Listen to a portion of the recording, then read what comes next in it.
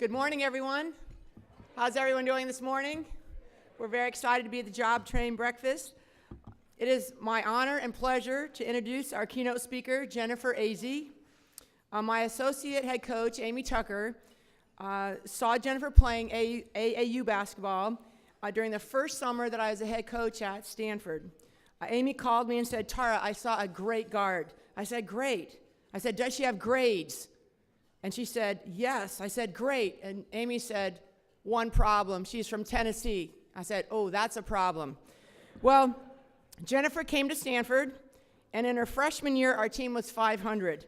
If we had 50 fans at the game, that was a good turnout. With incredible hard work, Jennifer became a 3-time All-Pac-10 player, and she was the All-Pac-10. She was a player of the year her senior year. She became Stanford's first All-American, and she was a national player of the year. In her senior year, Maples was sold out and rocking. Jennifer put Stanford women's basketball on the map. She led our team to the national championship in 1990 in Knoxville, Tennessee, and after we cut down the nets, we all went over to her house and had a great party in nearby Oak Ridge. Jennifer played on several USA basketball teams, including the 1996 Olympic team, which I'm very excited to have coached. It went 60-0. Jennifer went on to help establish the ABL, which was the first women's pro basketball league, and played for the Lasers in San Jose, and she finished her career in the WNBA. After retiring, she continued to do clinics and camps, including ones at the White House, which she has visited several times, meeting 4 different presidents, including President Obama. Jennifer was the youngest person to be inducted into the Stanford Hall of Fame, and she's also a 2010 inductee into the Women's Basketball Hall of Fame. She is currently the head coach at the University of San Francisco. Please join me in welcoming a true champion to the Job Train Breakfast of Champions, Jennifer Azzi.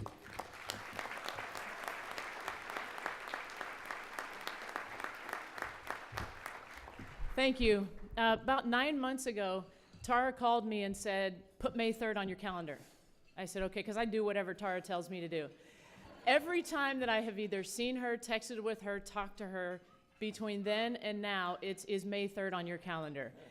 And I can see why, because what an incredible organization Job Train is, and I've met some of the people that are going through the training now, and those of you that have graduated from the training, and what an outstanding organization. Can we give you guys a round of applause?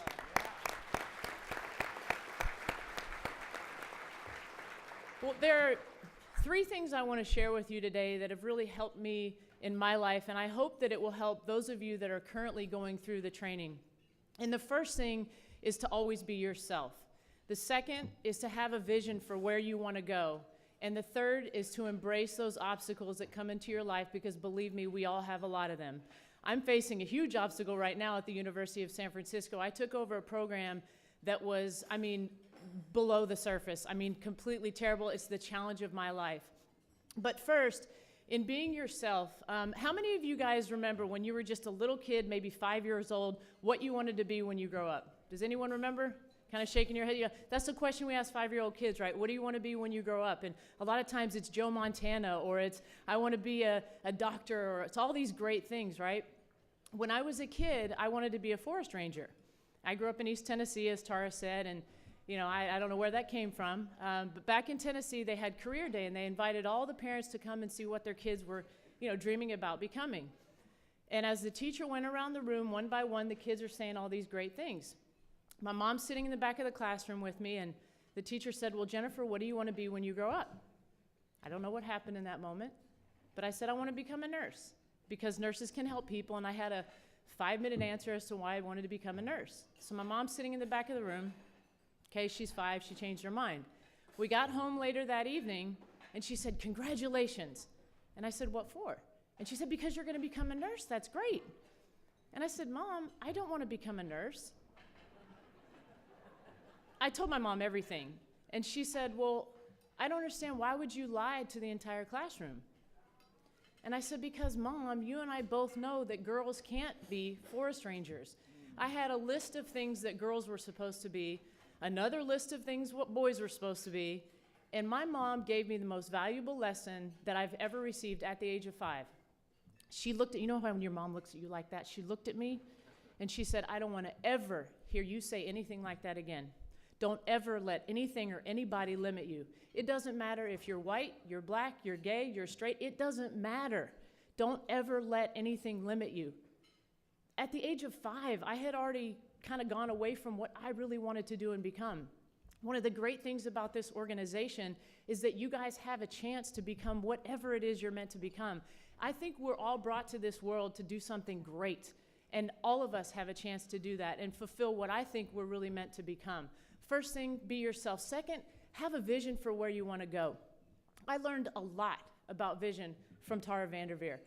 As she said, back in the day, all of you guys know Stanford as being, a great program. It was terrible. I don't know how many wins they had before our recruiting class got in, but we were 500 my freshman year. And I'll never forget one of my first games.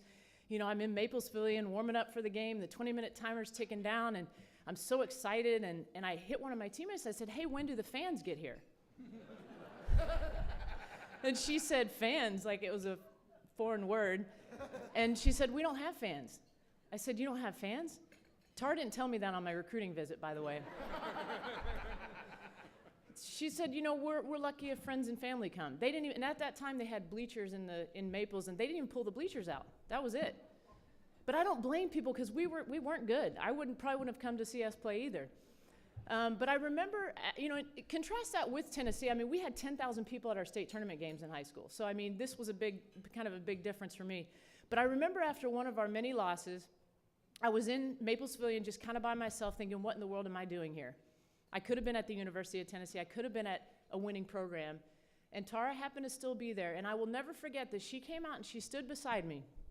And she said, Jennifer, I know this is hard for you, but I want you to see my vision. I want you to look around this arena. And I said, yeah, Tara, it's empty. It was empty for our game. It's still empty. And she said, I want you to see this place sold out, packed, full of fans. And I want you to see us winning the national championship by your senior year. Can you do that? Now, I thought, this woman is crazy. But there was a part of me that I did see it. And she said, I need you as a leader to see this. We're going to work as hard as we can as a staff. We're going to recruit great players, but I need you to see this. And I said yes. And within 3 years, we all worked so hard. We were selling out Maples Pavilion, and we won the national championship by my senior year. And the irony that Tara talked about is we did it at the University of Tennessee. And Tennessee was not in it, so that was a good thing. But it's the power of a vision. I think most people are afraid to take those chances. Tara took a chance coming to a place, people said, believe it or not, people said you couldn't win at Stanford. She came from Ohio State across the country, and it was her vision. I was a player there, and I worked, but it was her vision is what started the success and has sustained. Do you know how hard it is to sustain the success that she has sustained over these years? It's unbelievable. And thank you, Amy Tucker, who's sitting over here, who recruited me to Stanford. Thank you. So be who you are, have a vision for your life. And lastly is embrace obstacles that come your way, which I know a lot of you already have done. I tried out for the Olympic team in 1992. I'd been a starting guard on the World Championship team, had all this success, and was in line to not only make the team, but to probably start on the team. So back then, they invited about 200 athletes to go to Colorado Springs to try out for the Olympics. And it's kind of like American Idol. Like every couple of days, they just send people home. And so I made it down to the last 15. And I felt like, I had people telling me, congratulations, you're going to be an Olympian. And wow, this is great. And I actually felt pretty good. I even slept that night. And the way that it worked was they kind of called us one by one to go down and talk with the coach to see if we'd made the team. So I got the phone call. I, walking kind of proudly down the hallway, and I opened the door. And as soon as I saw her face, I knew that I was cut.